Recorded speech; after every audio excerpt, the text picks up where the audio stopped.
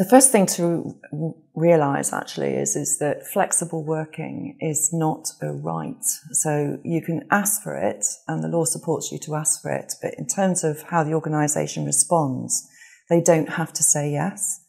So preparation is key to this, just in terms of how you go about actually making that request.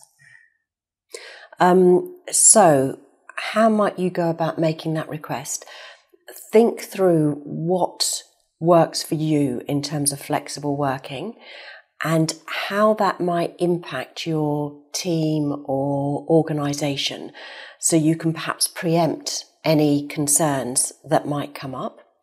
You might want to think about this and jot some notes down beforehand, so when you go in and have that conversation with your manager, you're prepared for it.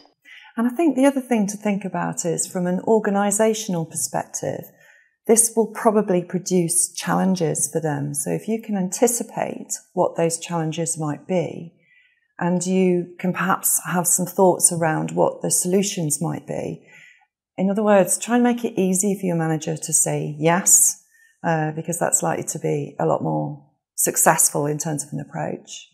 And it is more and more the norm. So we coach now so many people at all levels in organisations who are working flexibly, different working patterns.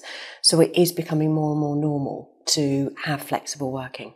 I think the final point as well is don't be surprised if your manager says that they'd like to trial it. It's a normal response, and it does give an opportunity for both the organisation and yourself to see whether the flexible working pattern is actually working for both of you. Can we have one more final? Go on. Don't expect an immediate response. It's highly likely your manager's going to listen, take on board what you say, and then go away and think about it and then come back to you.